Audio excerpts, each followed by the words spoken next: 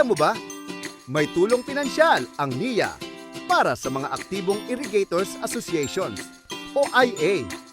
Operation Subsidy para sa araw-araw na pagpapatakbo ng irigasyon gaya ng pamamahagi ng tubig at irrigation scheduling.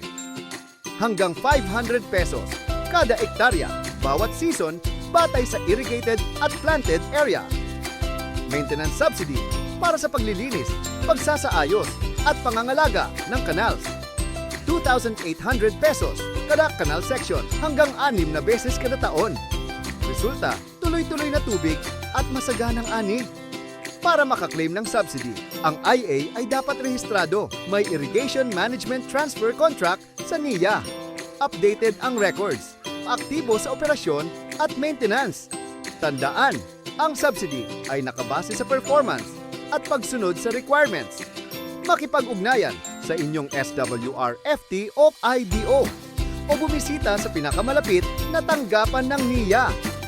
Ibahagi ang impormasyong ito sa kapwa magsasaka at miyembro ng IA.